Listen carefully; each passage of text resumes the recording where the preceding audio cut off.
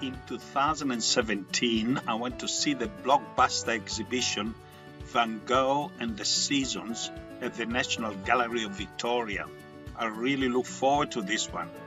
One of the first quotes on the wall, a quote from Vincent van Gogh, read, "It requires a certain dose of inspiration, a ray from on high, which doesn't belong to us, to do beautiful things." For me, this quote set the tone for the whole exhibition. Here was an artist who believed that art was not a vehicle to show off one's personal skills or just feelings and emotions. For Vincent, art was the vehicle to provide the viewer with a glimpse of the transcendent. After his stint as a minister in a miner's village ended in failure and disappointment, Vincent decided to preach his sermons now, not from a church pulpit, but through his art. He decided to abandon the small God of the 19th century, a God who only resided in churches and whose main task was to check up on human beings and record every single sin and failure that they had ever committed. This God was far too small for Vincent. He believed in a much larger God who could be encountered always and everywhere. In this, he was greatly influenced by the Transcendentalist poets of the 19th century, Emily Dickinson, Ralph Waldo Emerson, and especially Walt Whitman. In fact, in August 1888, he writes to his sister Wilhelmina, "Have you read Whitman's American poems yet?" Then he continues, "Theo should have them. I really urge you to read them. First, because they are really beautiful, and also English people are talking about them a lot at the moment." Whitman sees in the future, or even in the present, a world of health, of generous, frank, carnal love, of friendship, of work, with great starry firmament, something in short that one could only call God and eternity, put back in place above this world. Like the Transcendentalist, he had not given up on God.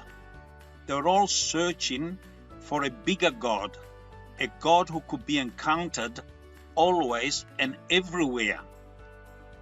In September 1888, in fact, he writes to his brother Theo, "For 3 nights I stayed up to paint, going to bed during the day. It often seems to me that night is much more alive and richly colored than the day." And then a few days later he writes again, "It does me good to do what's difficult. That doesn't stop me having a tremendous need, shall I say the word, for religion. So I go outside at night to paint the stars." This is where his religion was. Like the Transcendentalist, Vincent was searching for a God who was to be found not only in biblical, mythological, or military stories. Vincent was looking for a God to be found in the natural and the domestic, the ordinary and the familiar.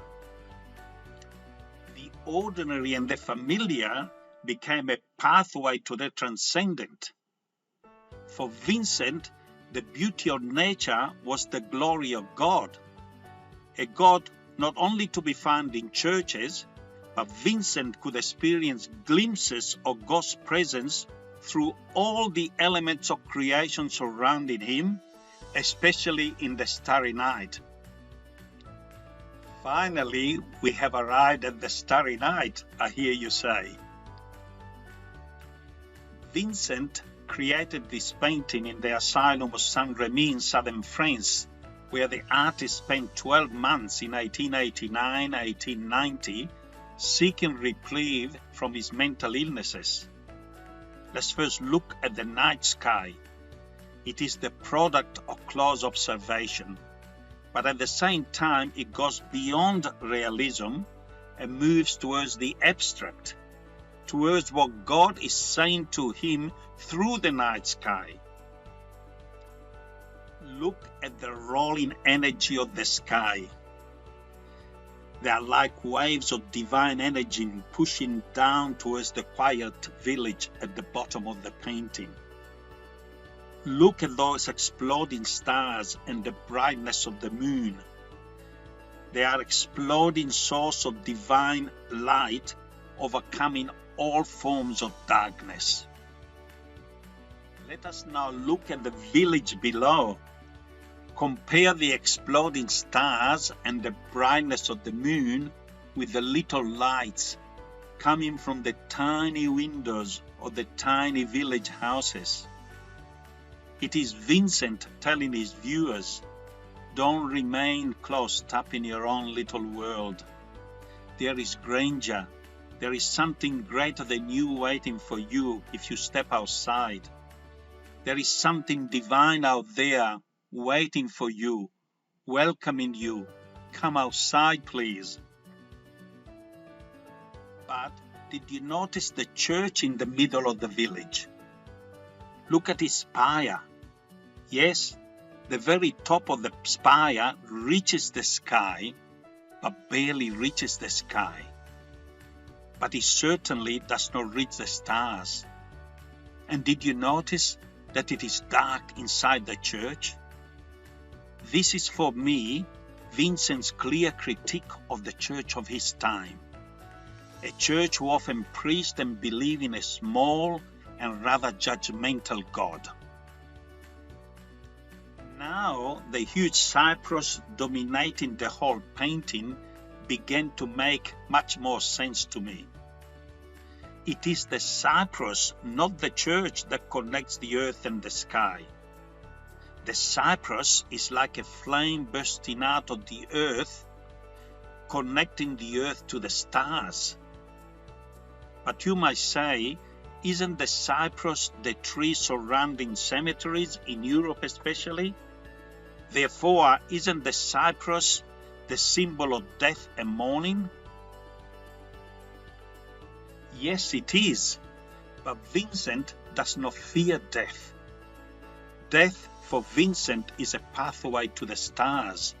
In fact, in July 1888, he writes to his brother Theo, looking at the stars always makes me dream.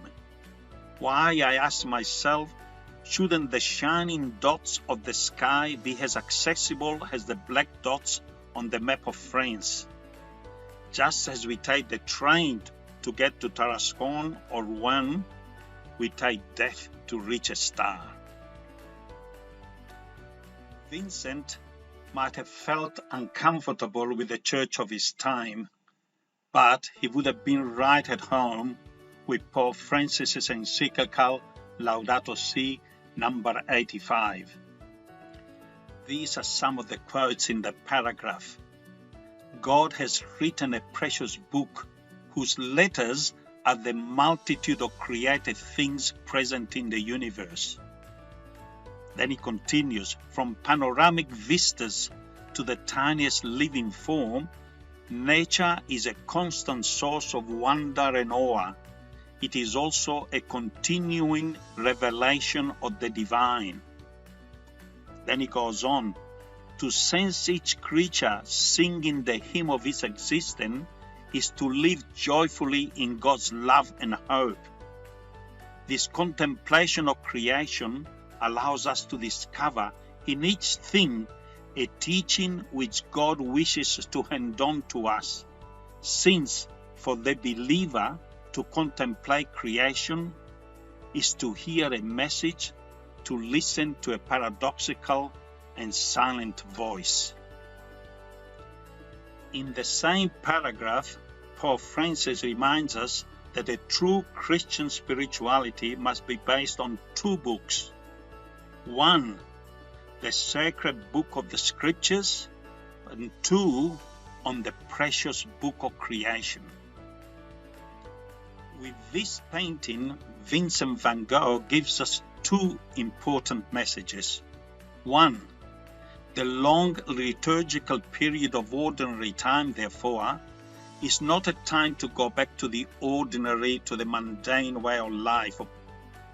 It is a time to explore and discover the extraordinary presence of God in all of creation and in all our brothers and sisters.